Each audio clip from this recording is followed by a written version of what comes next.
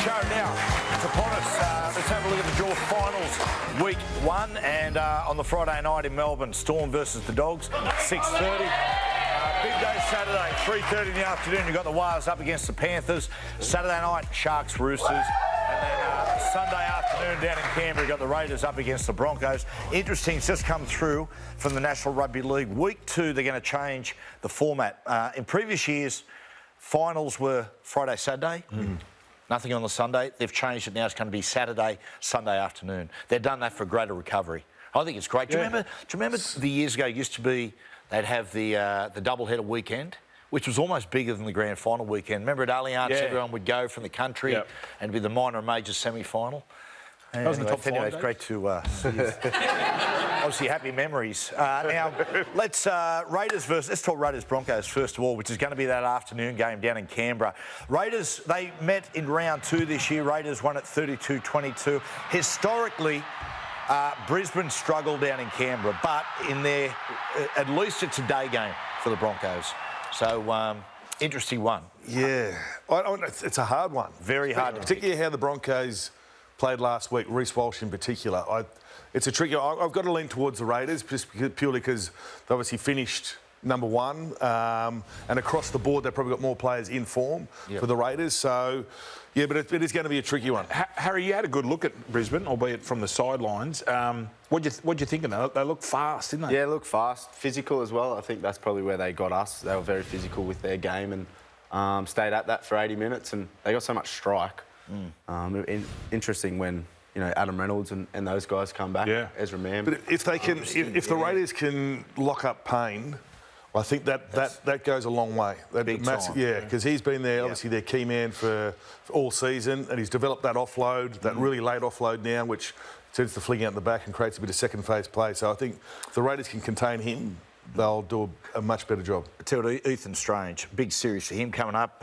We've spoken about the Ashes tour at the end of the year, and a big final series, and he'll be there if he isn't already. But great opportunity for him, and through the back half of this year, Harry, I think he's been probably top 3 players in competition. Yeah, for sure. He's been in the game, in the highlights packages every week, but he just looks like so tough and a competitor, and yeah, he looks like he's just out there enjoying himself and super dangerous. But haven't played against him this year. Didn't get to play against the Raiders, but were you suspended again? Yeah. Do you enjoy yourself when you're out there? Do you honestly enjoy yourself? Yeah, I do for sure. I think. Yeah. You're always smiling. Yeah. You're always smiling. It's good. Yeah. Are you trying hard enough if you're always smiling? What are you, Harry? Did you enjoy it, Andy? No, in all honesty, I hated game day. I hated game day. I loved it when it was finished. That was the best day of the week. It does get like that sometimes. It does. When you towards the end, you only because you didn't want to stuff up, and you had to. Of course. Yeah. What did you do after the game? What would you do to celebrate? What was early days? Yeah. Plenty of beers. We'd go to the pub. Would you drink a beer? There's no better feeling than having a beer after. See, we weren't allowed too many beers in the sheds after. Dennis Fitzgerald made a rule: no beers in the sheds after games. Oh, boo! Why? Yeah, I don't know. I don't know. So we'd nick off pretty quick out of the sheds. Are you allowed to have a beer after the game, Harry? Have you got 7 days? Yeah, the right turnaround. Yeah. I guess that's what you put a lot of time into. So we didn't even think about turnarounds, did we? Enjoy that moment. No, we just get into it. Tell you, my first off-season was 1989. It's fair to say things have changed a fair bit since then. It was like, honestly, train twice a week, and after both sessions, it was go to the pub and just fill up. Now, Storm versus the Dogs on the Friday night. Harry, tell you what, mate.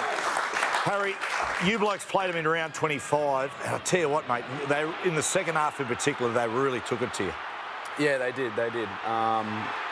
I think we got off to a pretty good start, and then they've just come out of the blocks, and you've got to expect that with good teams. And, from half-time, they got a real response. But seeing the way they played last night, they played a really good brand of footy early. And then Sharks probably just came over the top, and they had a few injuries, which didn't help. And, like I said, that sort of, not complacency, but that subconscious of not moving up and down the ladder. Yes. So I'm expecting no Bronson next week. No Bronson Cherry for the Dogs. No Bronson. No, that's a big loss. Cat won 11 days. Yeah. But it's one of those things in it with the Dogs. The Dogs have had a difficult last third of the season, but the finals is here. The finals have arrived. It's just everything changed. Question for you, Matthew. If Bronson, or he's going to be out, would you move Matt Burton to centre Galvin to 6 and bring back the Sex on legs. Ooh, Sexton. I tell you what, it's worth some thought. There's no doubt about it, because it's a situation like when I look at the Dogs, I sort of look and I go, who's the boss? If that makes sense, you know, like who's Tony Dancy, yeah. But you sort of look and you look and I go, right, who's running the show a little bit? It's very tough for Lachlan, I think, to come in and learning the system and trying to steer the side around the park simultaneously. So something to think about, Fletch. There you go.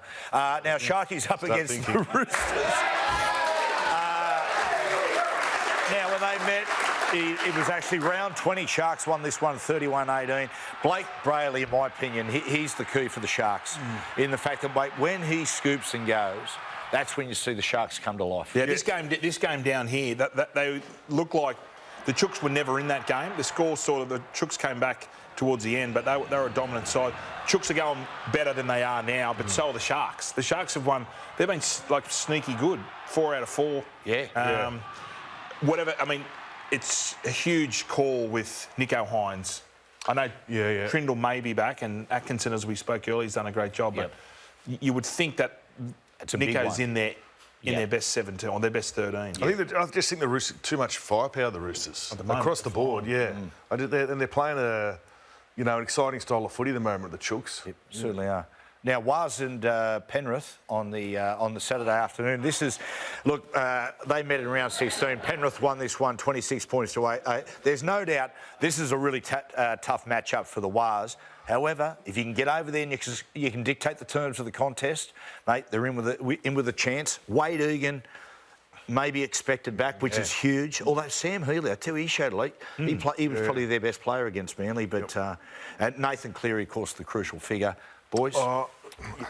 As much as you want to see the Waz win over there in particular, an elimination final, I just think too much big game experience from the Panthers. They've rested at the right time of the season, had a good win on the weekend. So I think the Panthers, purely just because where they've been before in these situations, they'll handle that pressure a little bit better and get away with the win.